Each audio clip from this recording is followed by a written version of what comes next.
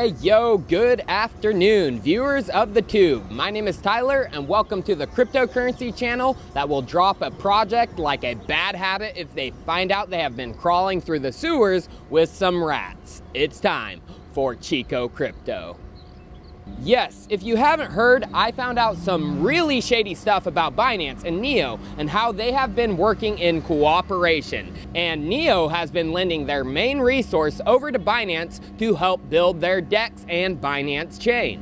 Rebuttals that it wasn't Neo's Eric Zhang are weak. They say because Eric spells his name with a K and in the BlockNet video is spelt with a CK, it wasn't him.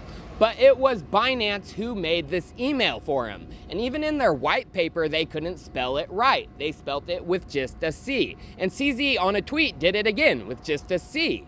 Those arguments are null and void. Then people found a person with the name ERICK and with the last name Zhang.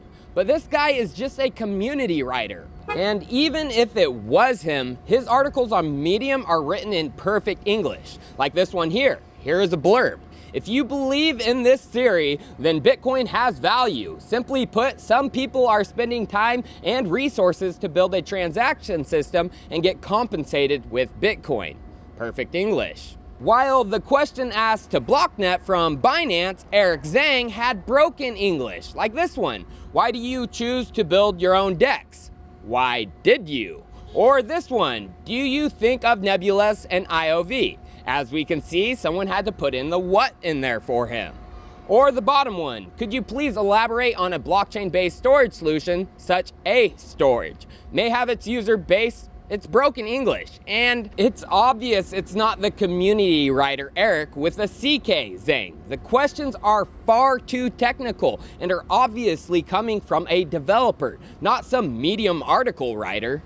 Well, because of this, I got attacked by the Neo community on their subreddit. Multiple people of their community calling me a druggie, and I eventually got banned from the subreddit. All I have to say is keep burying your heads in the sands, guys. The Neo team and the Neo community have lost my respect, and I am moving on to projects who stay true to their own project with communities that support the people who support them.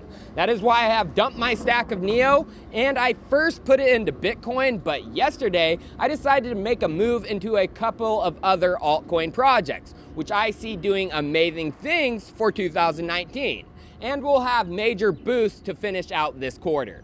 So today I would like to bring you what those projects are and what we have to look forward to very soon.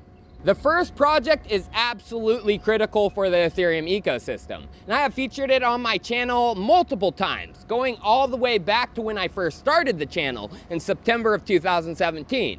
If you can't tell from the thumbnail, that project is Chainlink. A little bit of background for those who aren't informed about what Chainlink does. It is solving one of the major problems in blockchain and smart contracts, the Oracle problem.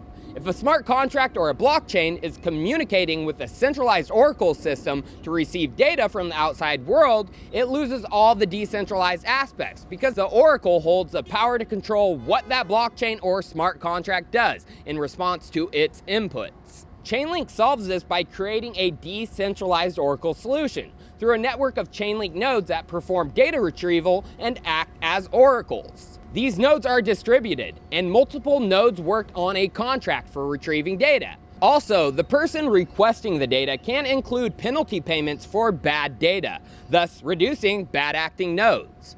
Also, there is a reputation system that rates the nodes, even furthering the transparency of the nodes and reducing the chance of bad data retrieval. The Chainlink mainnet is one of the most anticipated in the space, and I thought they would be announcing it at Denver as Chainlink was attending. So I made the prediction it would go live on February 15th, but it didn't. Although Sergey Nazarov had an interview there and gave away some details about the launch. Let's listen in now. Well, what are the next milestones? What does the 2019 roadmap look like for bringing this live? Yeah, so our plans are, we're wrapping up our security audits. Those audits have gone well. We've done multiple audits. We just want to make sure everything is in the right place, and then we'll go to mainnet when we feel comfortable with the state of the current security assessment. That's the obvious next step. So it looks like security audits are in the process of being completed, and they want everything to be right at launch, which is exactly what I like to hear. Given that security audits take usually around 8 weeks to complete, I would speculate that they will launch in late March or early April, as the audits have been going on already for some time. Now, there was more very exciting news that came out for Chainlink in regards to the nodes. Node operators will have the ability to be paid directly in USD via a built-in PayPal adapter. Imagine that, running a node and basically having a money printing machine filling up your PayPal account. If that doesn't cause adoption, I do not know what will. Another big sign that Chainlink will be huge is Ben Woosley, core developer for Bitcoin, has begun working on Chainlink. If we go to Pivot Tracker, which tracks GitHub tasks and activity, and go to project history, we can see, yes, Ben is working on the Chainlink project. Yes. Now, the second project I have invested in is Digibyte. Why did I make this move? I personally like what Digibyte stands for. Digibyte was launched fairly back in 2014 by founder Jared Tate. Just like Bitcoin, there were no funds raised through an ICO. This is a purely community-run project. Digibyte is a proof-of-work coin and is actually a fork of Litecoin, but with a higher supply, 21 billion coins to be exact. And this was done so every person on the planet could own Digibyte with a manageable price. Remember, with Bitcoin, there are only 21 million, which means that 7.6 billion people on the planet could never own a whole Bitcoin. Digibyte includes massive improvements over Litecoin though, including fast payments with 15-second block times. Compared with Bitcoin, which has 10-minute blocks, Litecoin at 2.5-minute blocks, Digibyte is the fastest UTXO proof-of-work blockchain in existence. Also, Digibyte has solved the scaling issue with the concept of DigiSpeed. It is a hard fork that occurs every 2 years, in which the block size doubles until reaching 280,000 transactions per second in 2035.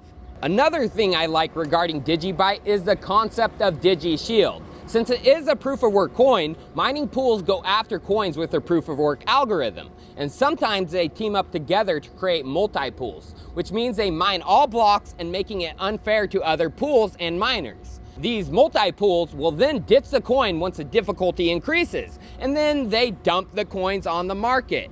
DigiShield protects against this. It retargets a coin's difficulty every block, allowing the mining difficulty to rise and fall almost perfectly in sync with increases or decreases in net hash rate of the coin. Other blockchains have implemented this tech, over 24 to be exact, including Zcash, Dogecoin, and Bitcoin Cash. Now, what is coming up that gets me extremely bullish is Digi Assets and Digi IDs. Digi Assets are representations of real-world assets on the Digibyte blockchain. These assets can be issued, traded, but cannot be duplicated. Almost anything can be a Digi Asset. Tickets to a concert or sporting event, shares of a company, gaming assets, property tiles, even a marriage license could become a Digi Asset. Now, 8 days ago, Digibyte released that testing for the Digi Assets are going very well, and these test assets are live on the Digibyte blockchain. And they provided some sneak peeks of the Asset Explorer and Asset Issuance. So think of this, Digibyte already has an ID tool called Digi ID, which is live right now and can be downloaded on the Google Play Store and Apple Store. This empowers user authentication using the Digibyte blockchain and allows a person to log into websites, applications, or building security in things like swipe cards. Now, combine this with Digi Assets and you have a full suite where assets can be tied to an identity, which is as secure as it gets. And guess what? Digi ID will always be free to use, and you don't need to own any Digibyte. Just a secure way to log into applications and websites you already use. Well, viewers, I increased my position into Chainlink heavily and made a big move into Digibyte. Big things are coming for both projects, and Q1 of 2019 and beyond will be friendly to both these projects. Will this pay off? I did it because I think so. Cheers, I'll see you next time.